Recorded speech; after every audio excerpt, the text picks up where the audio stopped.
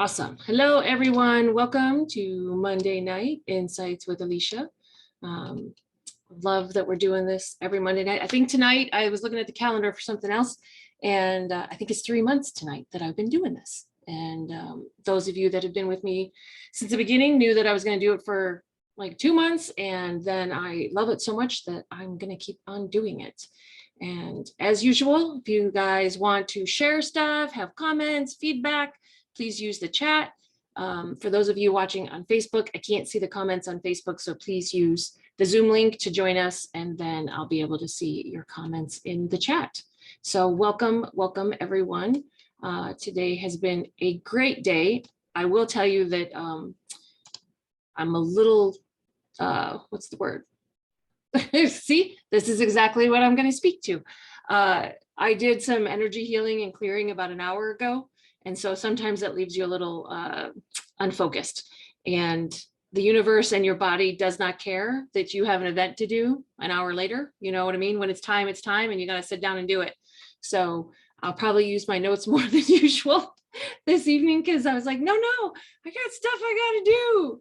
And they were like, no, you're going to do this right now. So if I seem a little spacey, that's why. It's because all the energy is still and the healing is still integrating and releasing and that sort of stuff. So for those of you that are joining for the first time, I'm Alicia Sweezer, owner of Who Knew Healing. The reason we get together on Monday nights is because I was led to start sharing some of the things that I teach my clients or insights that I get that help myself and people around me and my friends. For those of you who don't know me, I am an intuitive life coach, animal consultant, psychic, medium, intuitive mentor, and my passion is helping people and animals. So thank you so much for joining in. Hopefully you've got your favorite drink with you as we chat. I've got my usual iced tea. I made a new one. This one I really like also. So this is like a green tea with, I think, like orange, dragon fruit, jasmine sort of thing. Super good. I'll probably drink a ton of it tonight because my throat has been super dry today. I sort of lost it this morning. It was weird. We're actually having rain in Phoenix right now, so it's not like it's super dry. And I don't talk a lot. I live alone, and it's me and the cat. So I don't know why my throat would be dry and I wouldn't have a voice. So hopefully you have something really good to drink while we're chatting. All right. So what are we going to talk about tonight? There was a couple of things. What we're going to talk about tonight was one of the ideas I had. And then there's a couple other things that are percolating around in my brain. And I wanted to kind of talk about those, but they haven't quite formed themselves yet. Like, right, it's kind of like this piece here and that piece there, and some relationship stuff. So I'm going to let that continue to cook. And maybe by next week, it will be ready for display. If you hear noise behind me, it's because Pip decided to get in his chair and kill the chair right now. So if you hear noises, he's choosing violence, but right now just violence for himself. Okay. So what we're going to talk about tonight is what I call grieving the dream. And it's so interesting because I caught myself today doing this and I was like, son of a, like I said, my voice is going, and I didn't realize it. And it's fine. Like it was just interesting where I was like, oh, I'm still holding on to that. So what does grieving the dream mean? What that means is grieving the dream is grieving and letting go of what could have been. So sometimes this grief process is a real kicker. It's rough, and sometimes it can be more challenging than your original, right? The one that's underneath your original emotional grief process, right? The 5 stages, some say 5, some say 7, but like anger, right? There's like negotiating, anger, denial, and then finally relief. And as humans, we get really attached to this dream, the fantasy. And most of the time we don't even know that we do it. And then something comes to an end and we're blindsided by these feelings that we have absolutely no understanding of. And there's part of us, right? The human part of us understands the regular emotional grief process that I was talking about, but the ending and the grieving of a dream has a whole other feeling to it. And for those of you who have read, I think it was a blog I did about being addicted to hope, this is one of the foundational pieces of how we get addicted to hope. I'll probably do a video about addicted to hope as well. And so when we don't have an education and an understanding about this grieving the dream part, right? Letting go of this fantasy of the what could have been, we can feel lost, we can feel confused, overwhelmed. Sometimes we feel dumb, like, how did I not know? Anyone else ever say that stuff to themselves? I know it's not just me. Okay. So, and the truth is that grief can happen from any kind of ending, right? So a person, we lose, a person transitions, a job ends, a move, a relationship ends. Tonight, I'm going to talk about, I'll use a ending of a relationship as an example, because that's, it's a pretty easy one. We've all had one of those. So how the process usually looks is that we'll emotionally go through, we'll go through the emotional grief process, the loss of something. And then the dreaming or the grieving of the dream can come afterwards. Although it is very possible to be doing both grief processes at the same time. Like there's not an absolute in how this works. And if you're an overachiever like myself, you might be doing them both at the same time. So just pay attention that if there's just layers, and sometimes we don't have to do all the layers at the same time. When we're grieving the dream, a lot of the times the thoughts that can come through are, why am I still grieving? Why am I still upset over this? I should be done with this by now. Because like I said, a lot of the times the way this looks is that you've done the emotional grief process, but then there's still this other part, and we don't know what that is, but we still have the feelings. We're still sad. We're still longing. We're still clinging. We're still chasing, all of those behaviors that this leads to. And so it can get really, really confusing. And a lot of the times the process of grieving the what could have been almost feels like withdrawal. And like I said, that's why this is one of the foundational pieces of what gets us into the addiction of hope. And you feel it through your whole body, because what this is it's actually an energy thing that goes on. Like there's a mental and an emotional part to it of like this fantasy, but there's also an energy that is tied into it. And that fantasy energy is freaking amazing, right? Who doesn't love that, right? When you're sitting around daydreaming and, like that all feels good. The challenge is when we've slipped too far into the other side.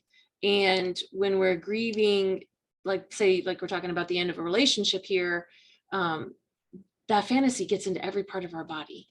And when we start to grieve it, when we start to release it, it starts to feel sometimes as like that, the very essence of it is leaving us. And it can be really, really hard to let go of.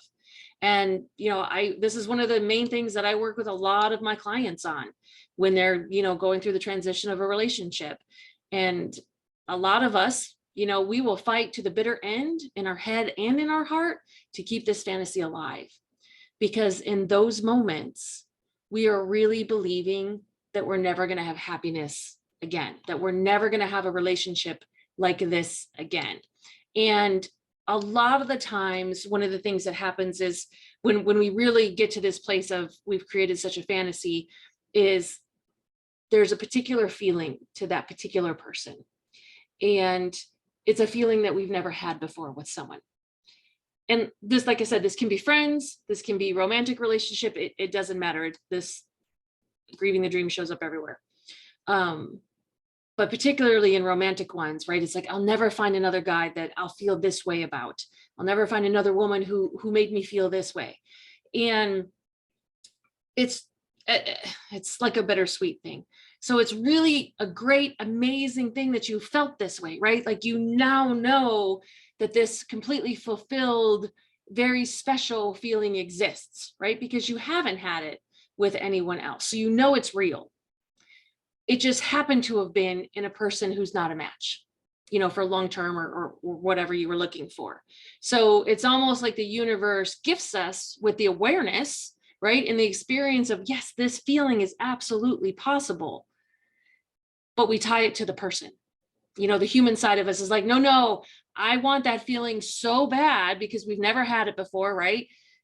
But we tie it to the person. And so we never think that it can show up in another person. And it's like, no, that feeling is universal, right? It comes with whatever being is a match for us. It's not tied to just that one human walking around on this planet. Like I said, it's a little bit bittersweet because the universe lets us know it's there, And then our part in it, right? Our part of the path is to go, okay, I'm going to add that to my lists, right? I'm going to add that to my ideal partner list. I'm going to add that to what a relationship looks like to me list. I'm going to add that to how do I feel loved list, right? Like all these things you guys have heard me talk about, the things that I work on with my clients. We add it consciously into the mix of what it is that we want to manifest in our next partner. So the universe knows what to bring us. It's not that we go, oh, I had that with that one person and I'm never going to have it again. No, we go, oh, I love that piece. I'm going to take that and I'm going to put it in here. And the truth is that that particular piece is no different than any other piece that we've put on our list. It's us that have made that one particular piece so significant. But truthfully, it's no different than honesty or, monogamy, or someone who follows through on, so self-integrity, right? They follow through on the things that they say they're going to do. Like whatever the things are on your list, that particular feeling is equal. It's not any more significant. But the human side of us really, really likes this feeling.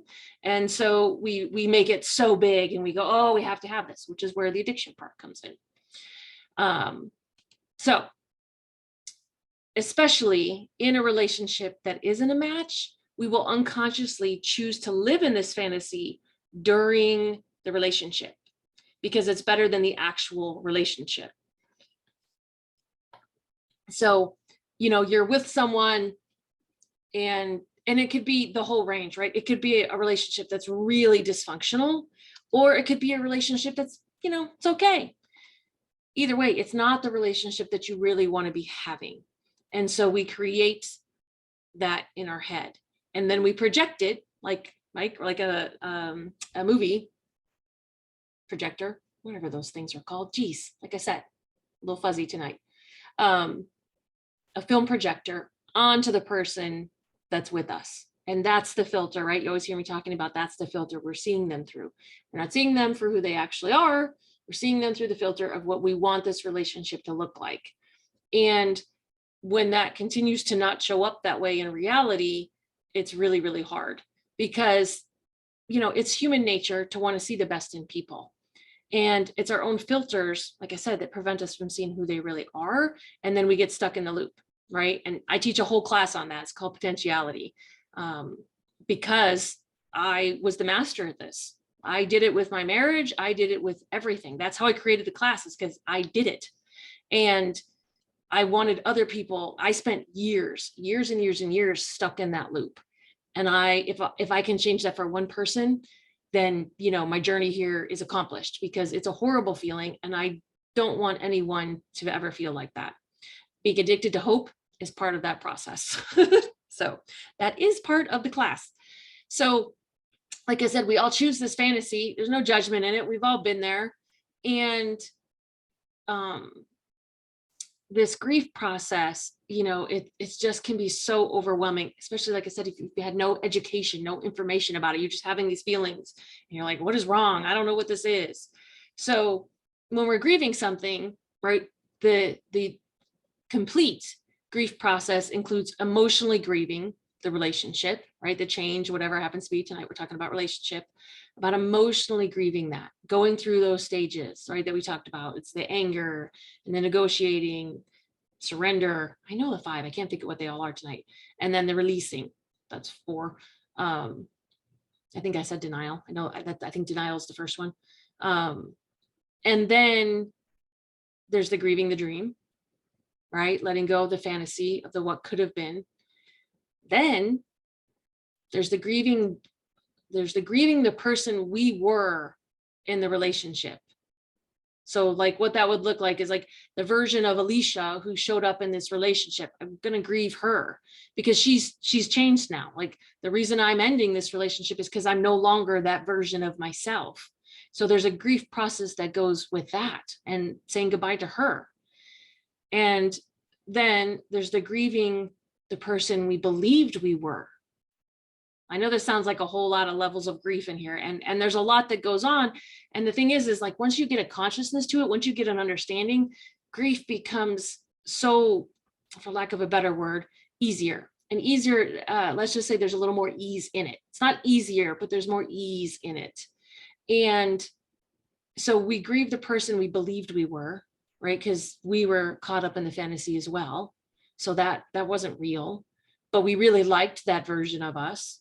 And so there's a part that we're going to be sad when we say goodbye to her, right? Because we're like, oh, so it's not only the dream, but it's me who was in the dream.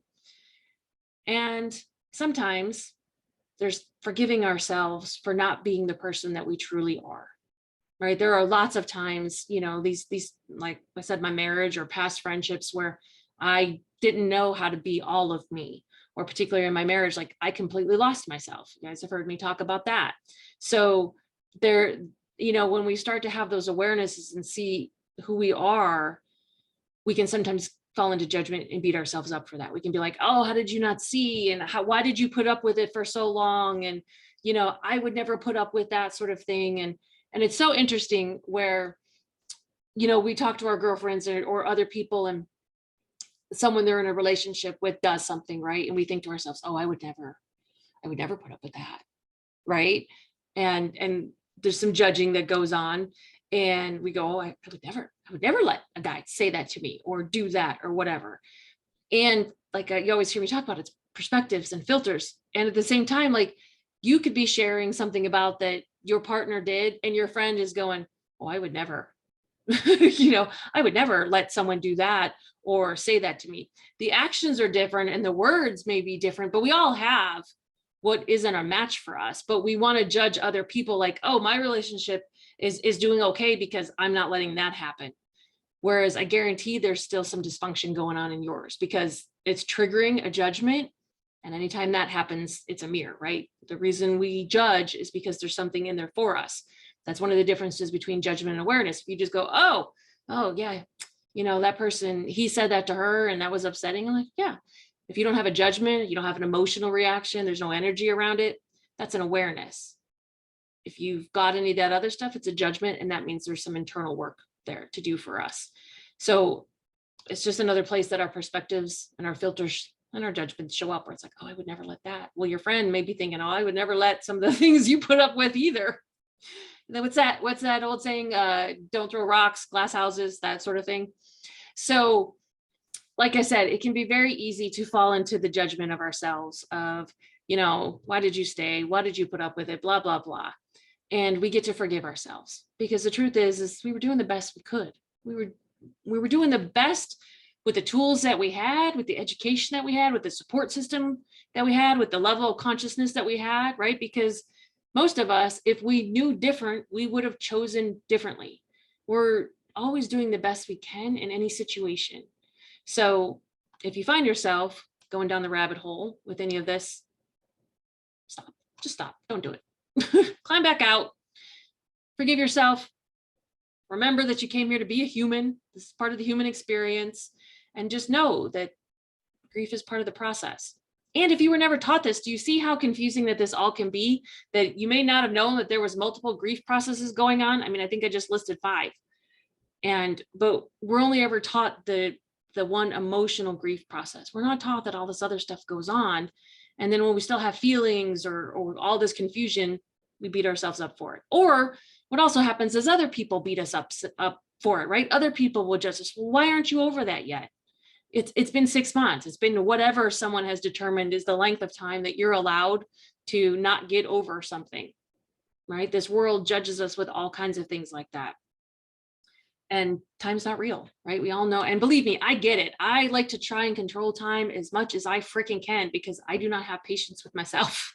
Other people, I do, but for what I want to manifest and what I want to do in this world, I like to go as fast as possible. And it does not work on my timing. The universe does not.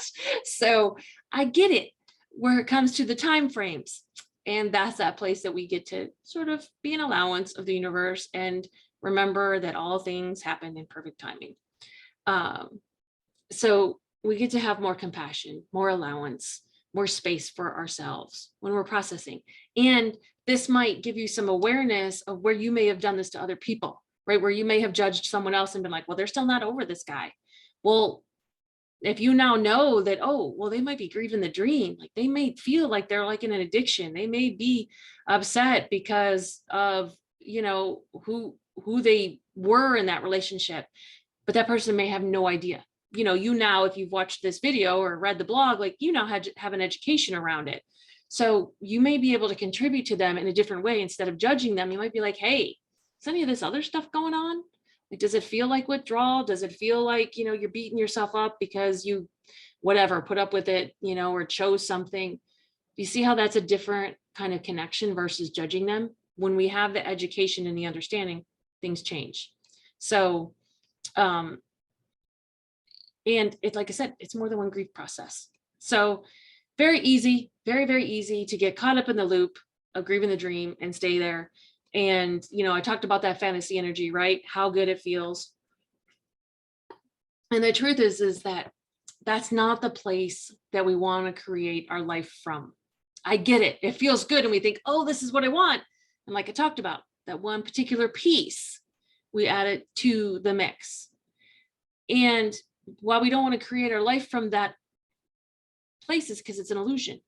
We can get lost. It's like in the movies, right? When someone's on a quest, right? You're watching adventure movies and then they get sidetracked, right? Of something that's very fun, and they want to stay on this sidetrack place, right? Like it's always like a party or a different room or a different city. And there's always something that's like, oh, it feels amazing here, right? The drinks or the food or whatever is happening.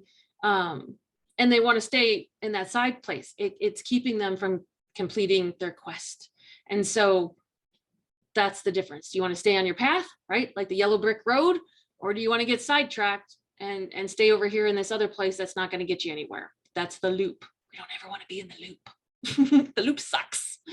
So, and this dream, right? The what ifs, that's what it is. It's grieving what we could have done together, all the places we could have gone, the house we could have had, the kids we could have had together, the pets, right? The adventures we could have gone on, the connection, the love, all that kind of stuff is what we're grieving in the what if. So understanding that there are two grief processes that can keep us moving forward, because it's very easy, like I said, to get stuck in those thoughts and those feelings. But if you go, oh, there's two things going on here, that awareness automatically frees things up. It automatically makes space, and it allows for the releasing and the healing. And it will keep us from getting stuck in all of that self-judgment, particularly about how long it should take you to grieve something. There are things out there, like I remember, there was a couple of things now that I'm thinking about it. When I decided to leave Game and Fish, right, because of my head injuries and that sort of thing, like that was hard, because working for Arizona Game and Fish was a dream I had since I was a kid.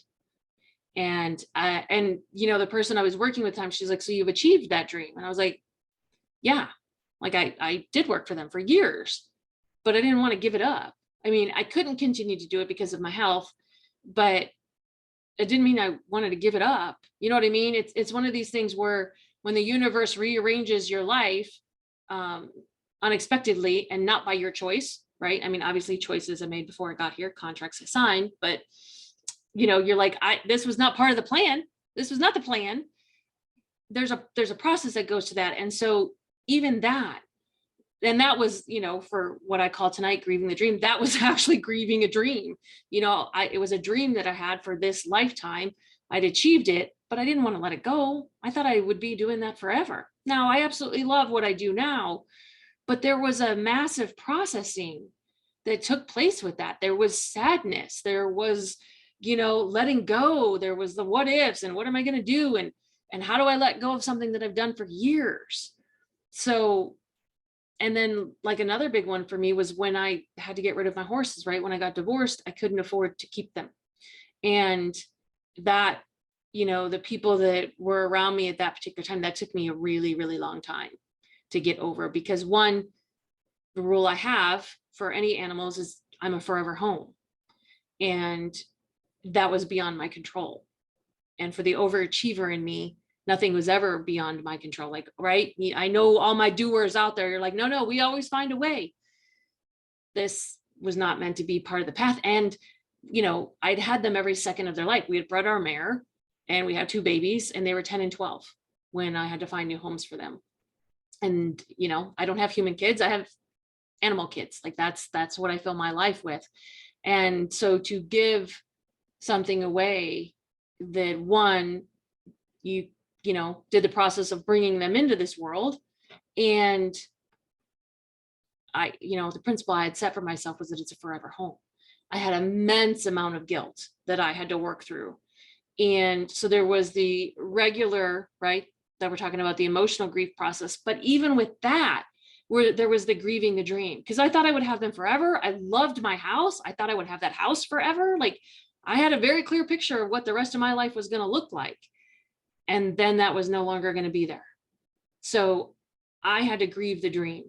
And the truth is like, when we grieve the dream, it's not because we've done something wrong. Like, right, I'm talking about we create this fantasy and that sort of thing, but it's like honoring the dream that you had, whether it was a relationship that's not a match, or, you know, working someplace or having something in your life. Like when you grieve the dream, there's also an honoring process that comes with that, because it really acknowledges and honors your capacity to love, your capacity to create, right? You created this life, your capacity to know what it is that you want to have in your life. And those are all amazing things, because there are some people out there who don't know what they want in their life. And there's no judgment in that. They're not bad or wrong. They're just not in that place. So if you've had the awareness of like, yeah, this is what I thought my life was going to look like, and it now doesn't, this grieving the dream gets to honor that as well. So I know there's a lot of layers in that, and there's a lot of pieces.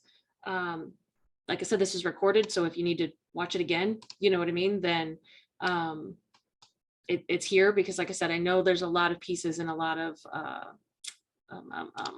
layers to this kind of stuff.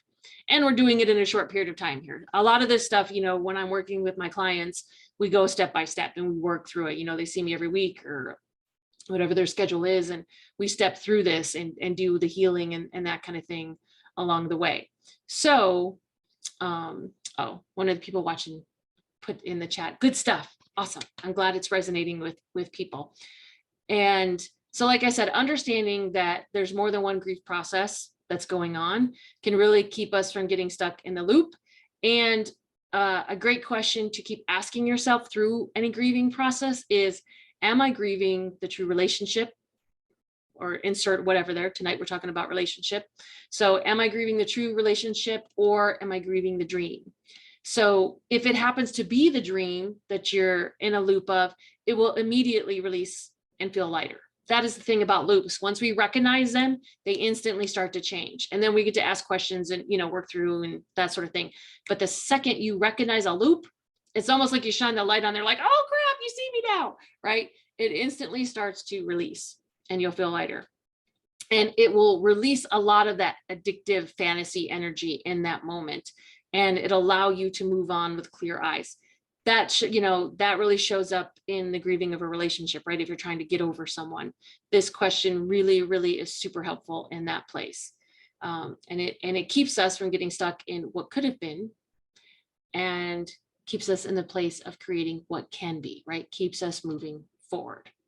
So I know that was a lot of information in a very short period of time this evening. But like I said, if any of it resonated, watch the video again. If any of it we're like, oh my God, that's what I do, reach out, book a session. Because like I said, we've all been in these places. And I work a lot with clients who are trying to transition through something, or trying to get over something and they don't know why. Like, why can't they let go of this one person? And it's like, then the really cool, fun part for me is like, yeah, we see this addiction or this grieving the dream up here, but then we get to start to pull apart all of the pieces underneath, the behaviors and the thoughts and the judgments and the trauma of like what was creating that addiction in the first place. And so those are the really awesome things that we get to shift so that we don't fall into the same pattern. And that's just where the really yummy, meaty, awesome personal growth transformation stuff is, that I just absolutely love what I do and what I get to do for people. And what I do for myself. That is very much what I did about, like I said, an hour and a half ago now, where I said I had been doing this. There was some people that I'd manifested come into my life within this last year. And I was like, great, this is what I'd asked for. Please hold. And then things didn't go according to plan. You know, I was like, oh, this did not work out the way that I thought it was going to. And there was parts of it that I was really sad about. You know, I was still, and honestly, with everything that I've been creating and doing, like, it was just sort of over here, right? It wasn't like at the forefront. It was like, oh, it's on a list to look at. And because there wasn't any crisis, right? There wasn't any trauma about it. But within the last 2 weeks, it's been in my face a lot. And I've been having a lot of emotional reaction to it, where I was like, oh crap. I was like, okay, so it's time to finally look at this, right? It's an energy leak that I've been having. And because there was part of me that was like, dang, you know, maybe, right? Maybe there was a little bit of the hope in there. And it was like, but there was some deal breakers that happened in these situations. And I don't, you know, they're deal breakers for a reason, but it just sucked because there was parts that I really, really liked. And I just didn't want to let go of it. You know, I was like, oh, I don't want to. But the truth is that massive energy drain, energetically and physically on my body. And the fact that I was having such a reaction when it's been in my face the last couple of weeks, you know, it pops up and I'm like, oh, that doesn't feel good. I don't live my life like that. So I knew that it was time to go ahead and let it go. And so that's what I did tonight. I did, you know, what my process looks like. It's pretty similar to the process that I use with my clients. And my body feels lighter. I'm not having the reactions. I'm not having any of the emotional responses. And all of my energy is back to me. So that is, you know, like I said, there was a couple ideas that I had for tonight. And then when I caught myself doing this today, I was like, oh yeah, this is the one that we're going to talk about tonight.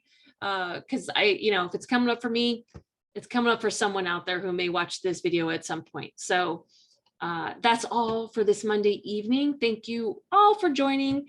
And oh, thank you. So sweet. One of the people watching says, thanks for the honesty. Well, you know, you guys get me as I am. That is my goal, is to be authentically me, so that, like I said, this is why I know the stuff I teach people works, because I do it. So I hope you have enjoyed yourself. I love meeting with you all every Monday. It really is one of the greatest joys in my life. I hope to see you all next Monday.